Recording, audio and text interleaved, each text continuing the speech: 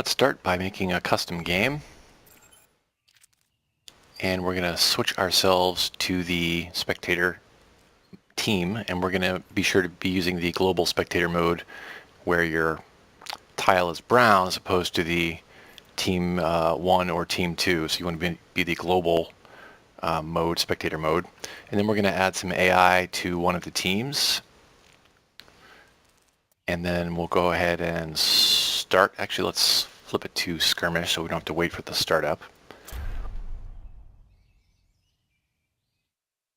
Arriving at Watchpoint Gibraltar. And when you start out in this mode, you will be in free cam mode. And I'll talk about all the different modes and some of the finer points like statefulness of the modes and transitions between them. So let's start by what I will call automatic mode. And to use that, you hit one of the spectate player keybinds. So if I hit F1, it spectates player 1. If I hit F2, it spectates player 2. And I can toggle between them like such by hitting the keys. Now in this mode, you can toggle between first person and third person. This is third person. If I hit T, it goes to first person. If I hit T again, back out to third person. Also note that in either of these modes, the mouse cannot aim the camera because the camera is always aimed where the target is looking, where the player that you're specking is looking. Also though, if I'm in third person mode, I can use the mouse wheel to control the distance that the camera is from the player that I'm specking. So that's automatic mode, first person and third person for a specific target. Now I'll talk about what I'll call manual mode. And manual mode is kind of like free cam. So to get to manual mode, let's say I'm specking McCree here, I can get there in a couple different ways. One way is to press the keybind for the player I'm currently spectating. So in this case, I'm specking player 4. If I hit F4 again, it switches into free cam mode. And in free cam mode, you can aim with the mouse, and you can use the position keys, the normal movement keys, WASD and up and down to move the camera. And there's a couple different types, well, 3 different types, I guess, of manual mode. There's one where, which I'll call free cam, where you're just moving the camera wherever you want. And then there's also static cameras and objective camera. A static camera is basically like a bookmark, a spot on the map where you can move the camera to that spot and store that location and then recall it later. And the way that you do that is by using the move slow keybind plus the keybind for static camera. There's static camera 1 through 9, and the move slow modifier is used to store the camera. So you hold the move slow modifier plus the number to store that particular camera bookmark, and then just that number or just that static camera bind to recall it. So for example, let's say that I want the first camera, static camera, to be right here. I'll hold my move slow bind and press 1. Now if I move the camera somewhere else and then press 1, it goes back to the stored location. So if I want to set this to be my second camera, I hold move slow and then 2. Now I can press 1 and 2, and it moves between these locations. Now note that the movements and the pan tilts are not strictly coupled. I would do this move a little bit differently if I was operating the camera. It would look more like this, where you sort of aim the camera as you're moving it, as opposed to moving it and then changing the aim. I imagine they will probably fix that at some point. So you can set up to 9 static cameras. There's also the objective camera, and the objective camera is not available right now since I'm not actually doing anything that has an objective. I'm in skirmish mode. But it would basically focus on, the objective camera is kind of like a static camera that always focuses on the current objective. So that could be a control point or the payload. Okay, so we have the automatic modes, we have the manual modes, and then we also have what I'll call a semi-automatic mode. And a semi-automatic mode is kind of like a manual mode. It's kind of like a hybrid, really. So what that means basically is if I'm in free cam mode like this, and I want to go to a semi-automatic mode, there's a couple ways I can get there. One is to use the spectate lock on bind, which by default is left click. And if I left click, I don't know if you can see this, but when I have my mouse near a target, there's a little diamond that appears over that target, which lets me know that's the target that I'll get if I hit the left click. So if I hit left click right here, I'm gonna get Bastion. And at this point, when Bastion moves around, the camera's going to follow him. Now, only the pan and tilt is automatic. The position of the camera does not move. And I can actually move the camera if I want to using the normal position controls. So this is an interesting way to do like some revolving around shots, or there's lots of different things you can do with this. So you can move between the semi-automatic mode and the manual mode by hitting left click again. If I hit left click again, now the camera is decoupled and I can aim it around and move it. If I left click on Bastion again, now I can't aim the camera with my mouse because it's going to focus on Bastion. It gets more interesting when you start thinking about transitions between the different modes. So for example, let's say that I'm in semi-automatic mode, and the camera is in a fixed position, even though it's aiming at Roadhog. Now let's say I want to keep the camera where it is, but I want to aim it at a different player. To do this, you hold the move slow keybind, and then you tap the keybind for the player you want to spectate. So for example, if I want to aim at Anna, I will hold move slow F1. Now the camera stays where it is, but it aims at Anna. If I want to aim back at Roadhog, I'll hit move slow and then F3. And so this might be an interesting way to kind of jump between. It probably would look more interesting if I was had some players that were close to each other. So let's switch over to, let's just move over to Anna in automatic mode. And now I will jump out of automatic mode by hitting right click. Okay, this is actually sort of complicated. So if I'm in automatic mode and I hit right click, then it goes to semi-automatic mode. And now if I hit left click, I'm in manual mode. So I'm going to left click again to go into semi-automatic mode, and I want to look for somebody who's nearby me. Let's see, who's nearby me? Anybody? So there's Anna. So let's look at Anna, and then now let's look at McCree. So move slow F4, and then F1, F4, F1. So you could do some kind of interesting things with that. Remember, again, you can still position the camera using WASD.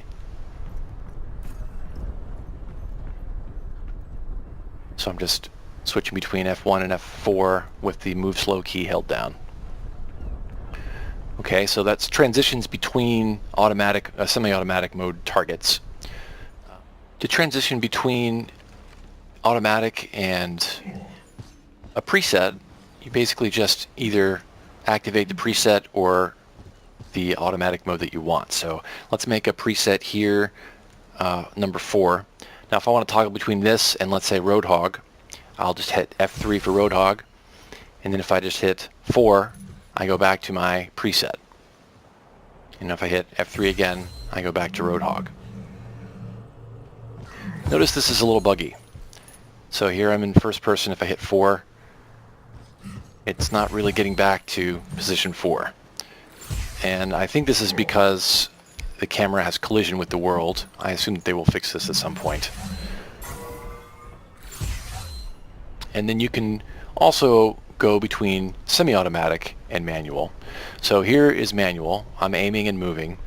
And then if I want to go between semi-automatic, like if I want to follow Anna at this point, I can just left-click on Anna. I don't know if you can tell, but the diamond is a little bit brighter and browner at this point. Now the camera is following Anna. If I left-click again, it switches back into fully manual mode. Now, if I left-click when I'm not pointing at anything, nothing happens. So if I want to get back to a player, I can either left-click on that player when that player's is sort of under the where the reticle would be, or another way to do it is to hold down the move slow key plus the keybind. So if I hit move slow plus F1, now I'm focusing Anna, and this actually works as a toggle. So I can hit move slow plus, let's say, McCree. Now I'm focused on McCree, and if I hit it again, then it just toggles between semi-automatic mode and manual mode. So there's all different kinds of combinations you can get with this. And I mentioned this before, but I'll say it again. If you want to jump more quickly to a specific view, then usually you can just double tap that key. So if I want to, and most of the time it actually transitions pretty quickly anyway. So like if I'm here and I want to go for 76 and I hit F6, it goes pretty quickly. And then I can go, back to another player. This is from third-person mode. If I do it from first-person mode, note that there's a difference. When you transition from first-person mode, it's always a hard cut. It's not a blend. So in the most recent PTR, they did add an option called disable camera blending, and that only works in certain cases, interestingly enough. So one case where it works is moving between first person and, no, sorry, not between that. It's between manual and automatic mode. So this is automatic mode, third person. If I hit McCree's keybind again, it will transition into either semi-automatic or automatic mode, depending on which one I've used most recently. I'll get to that again in a minute, but I'm going to switch back to fully manual mode, and then hit F4 for McCree, automatic mode. Let's go to first person, and then F4 again. Now I'm back in manual mode. And as soon as he moves again, you'll see that I'm not following him. F4, F4 again, back to manual mode. Now this is a blend. However, if I hold down Z, or whatever that keybind is, when I do this, let's use Anna, because she's moving. No, now she's not moving. Come on, Anna, move. If I hold Z and hit F1, notice that now it's a hard cut between these moves. Let's go back to McCree.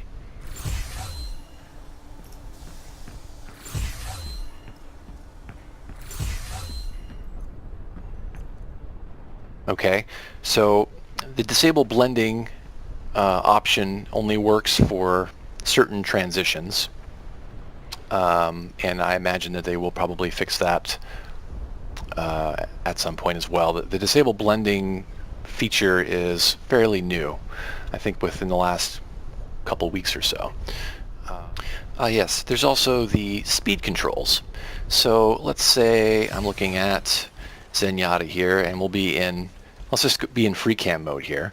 So the speed that the camera moves, the positional movement changes, that is WASD up and down, this speed is adjustable. So if I mouse wheel down as I'm, let's say, moving forward, then you can see that the camera slows down, and it can go down very slow.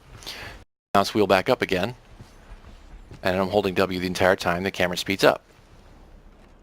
So you can use that to get some nice, approach shots, or use it to, more quickly move to a different spot in the map. If you don't want to use hotkeys, the bookmarks or the static cameras. So there are also sort of 3 different speed modes as well. So this is normal mode that you get when you just WASD up and down.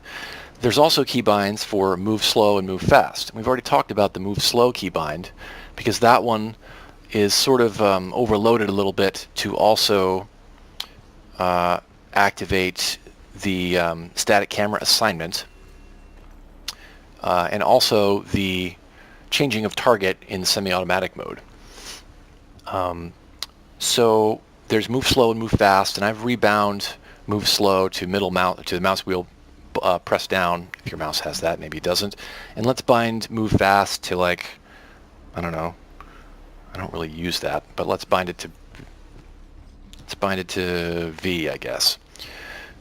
So here's normal move speed, just WASD. If I hold the move slow bind down,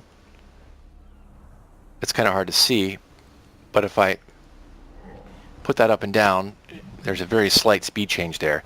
So now the slow speed is adjustable, just like the normal speed is adjustable. So let's make the normal faster by mouse wheeling up a little bit, and let's make the slow mode slower. And I do that by holding down the move slow bind and then mouse wheeling down, which you can't see. But now that I'm holding the move slow bind down and moving, you can see the camera's moving super slow. If I keep holding a movement key and then release the move slow key, it snaps to the normal speed. And then I'm moving slow again. So maybe I'll make the move slow a little faster. And I will make the normal speed a little slower. So now I can sort of toggle between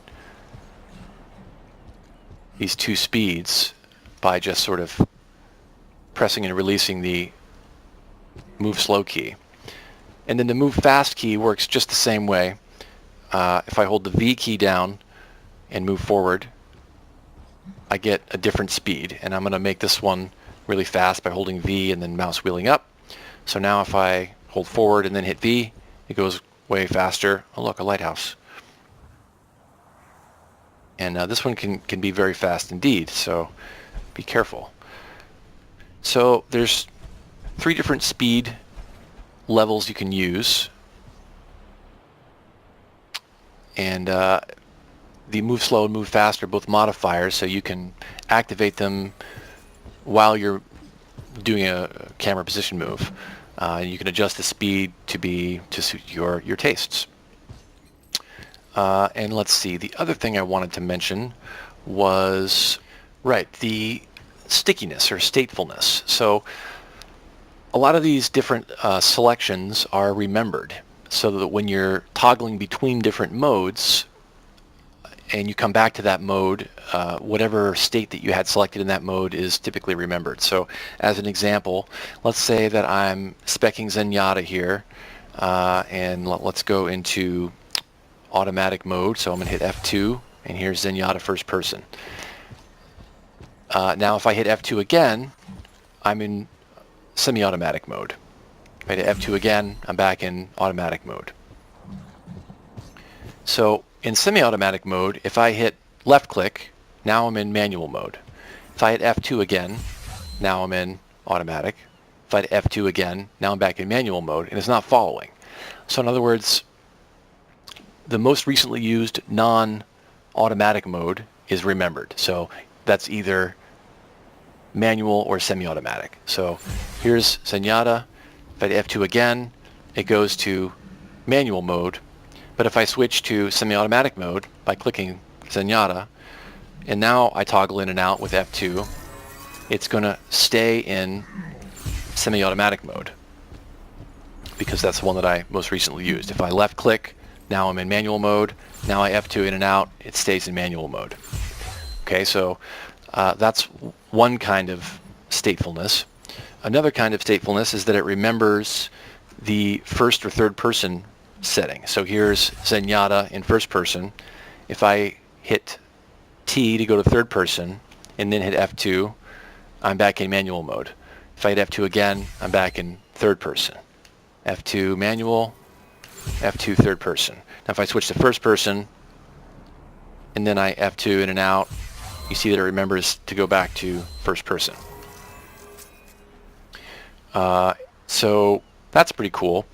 And you can sort of combine that also with, let's say, these static cameras. So if I'm in, let's say static, let's go ahead and set a static camera 5 right here, and then switch to Roadhog. if I go back to static camera 5, notice that it's not following anybody. But if I were to click on Roadhog and then hit Roadhog's keybind, now I'm in first person Roadhog. If I hit Roadhog's keybind again, well, actually that's not what actually this is really just a special case of remembering automatic or manual mode. But if I want to go back to the static camera from here, I actually have to hit the static camera bind. But notice that when I do that, it's still following Roadhog. So it remembered the difference between, it remembered my preference of automatic versus manual. And so I can switch in and out of Roadhog between here, and then I hit the static bind again, and it goes back to the static position, but it's still following Roadhog. The other thing that is remembered is the target when you're in semi-automatic mode. So I'm in a static location in semi-automatic mode, which means I'm following somebody. So now if I switch to a different character, like let's say Zenyatta, hit F2, now I'm first person Zenyatta. If I hit the keybind again to go back to the static camera 5, notice that it's still following Roadhog. Back to Zenyatta, back to static camera 5. Zenyatta, static 5. So that's pretty cool. You can do some interesting things with that. Like already, hopefully you're seeing that with all these different modes and stateful behaviors, there's a lot of different possible combinations of transitions that you can do, like movements, switches between the different modes, and then the different sort of subtypes or kinds within each of those modes. So pretty neat. And I think that's pretty much everything I wanted to mention. Yeah, we talked about the speed, talked about the different modes, the statefulness, and showed some examples of how you can transition between the different types. And I don't know, I think it's pretty cool. They're getting better with their spectator tools.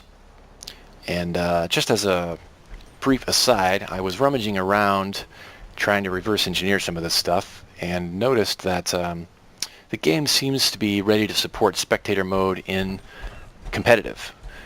Right now that's not presented as an option, but the game does support that. They just don't have it enabled right now. I was pretty surprised that none of this stuff was really documented at all. I had to do a lot of internet searching and experimentation to figure this stuff out, but and because even all my posts on the Blizzard forums were basically not answered, I figured I'd put this together, and hopefully any of you who want to do spectating can have more fun with it now. So thanks for watching.